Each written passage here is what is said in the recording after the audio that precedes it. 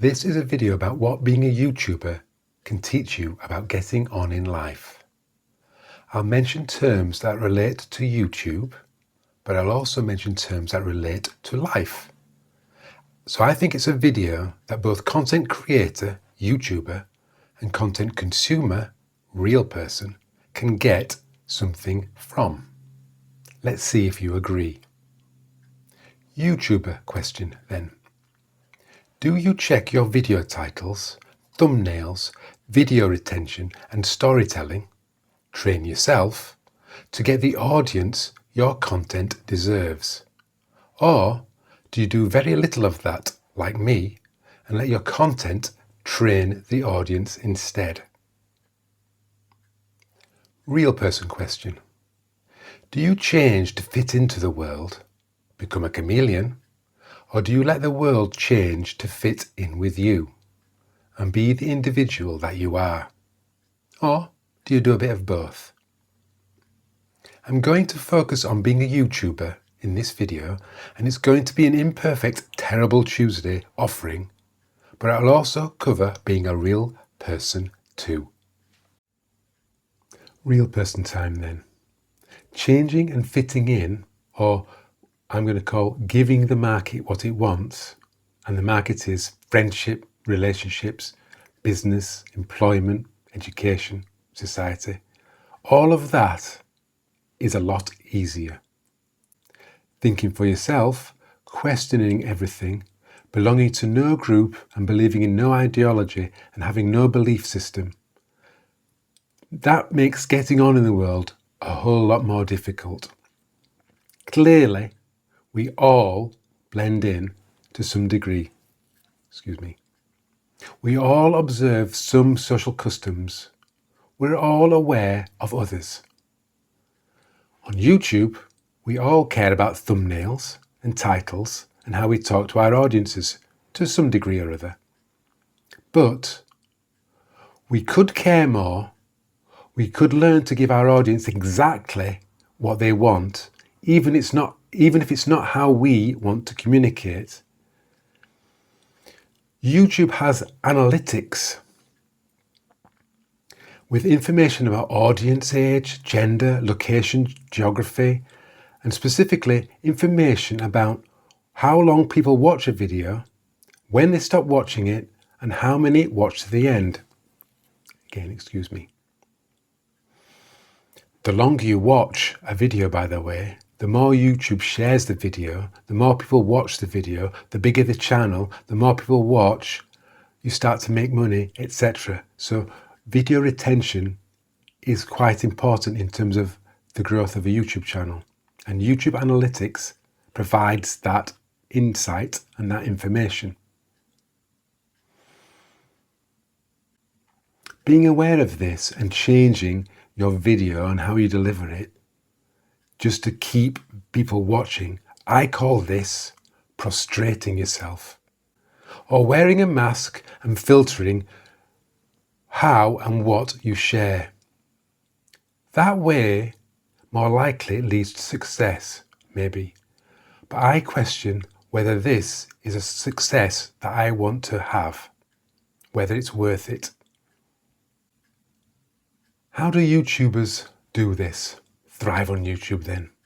And how do we do this to thrive in life?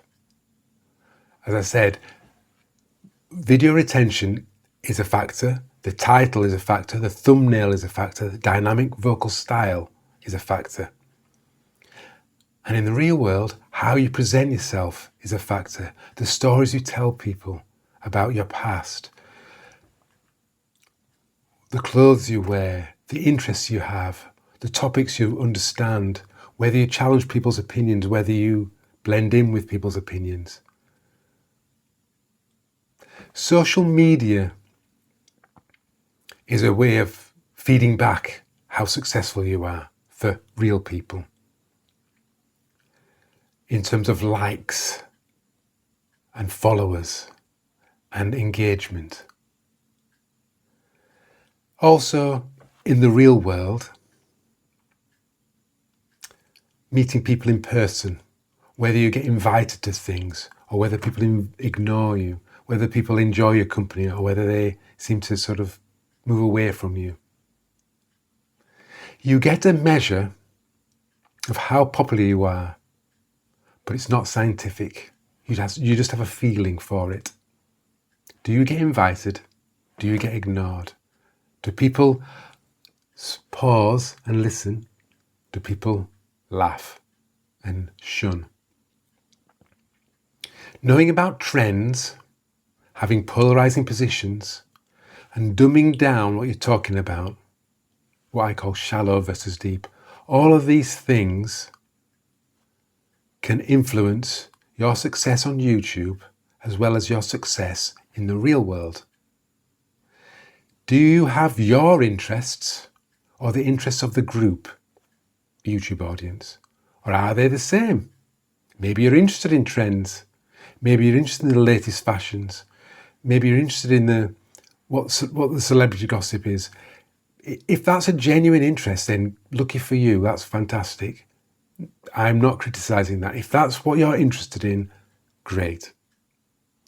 But if you're pretending just to get people to like you or to have more people watch your YouTube videos, I'm not criticizing that, but that's not something I want to do.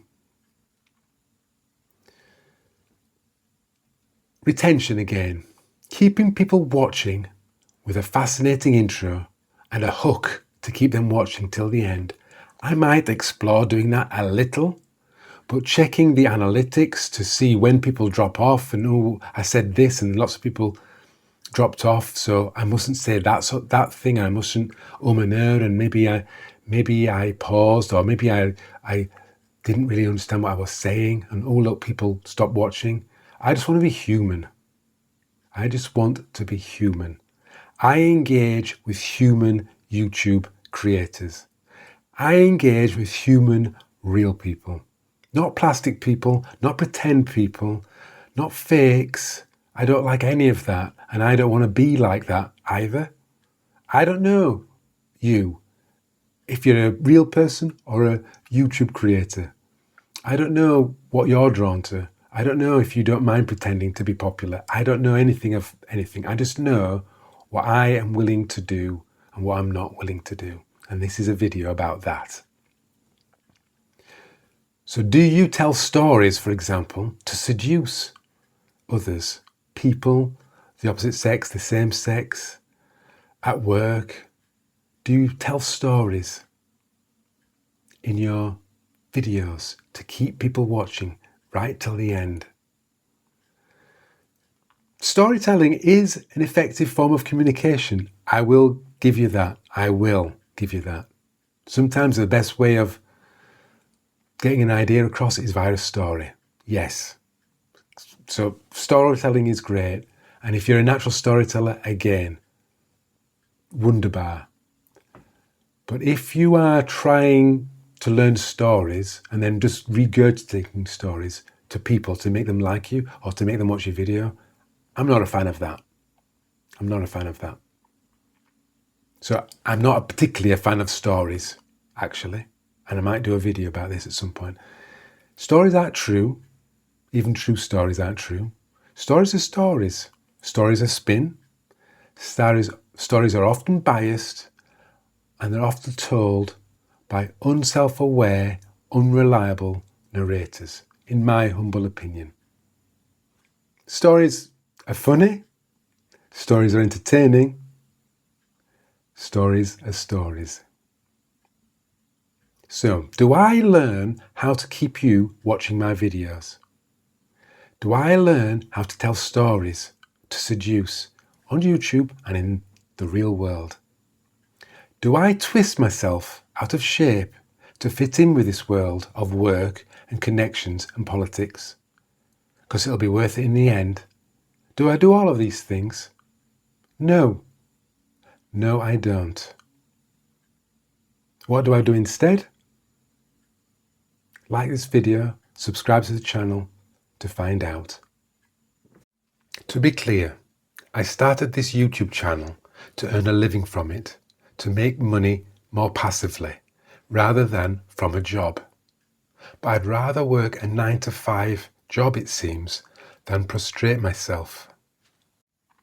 Why am I recording this video then? Sometimes it's just good to speak things out loud, I guess. Who knows? I'm not right. I'm not wrong. I'm just me. I'm likely much less successful than you, either on YouTube or in real life. So make of this what you will. I do not want to prostrate myself like this to succeed. Not in love, not in work, not in life, not on YouTube. Some prostration is necessary, sure, but learning about analytics and retention and the art of storytelling to get you hooked? No. Learning how to speak to people, how to persuade them to see things your way, to make friends, to influence people? No. But this is not advice for you, though, YouTuber or no. Prostrate yourself as much as you want. Do the awful commute for the money. Stay in the awful relationship for the lifestyle, or the status, or the not rocking the boat. Talk about things on YouTube you're not interested in a way that's not you, just for the sake of YouTube views. Please, however, don't complain about this. Please spare us that. Also, please don't complain about the lack of success if you don't prostrate yourself. Don't complain about being a starving artist. Just don't complain. Everything comes with a cost. Individuality versus conformity. That's all I have to say about that. For now, anyway. 1, 2, 1, 2.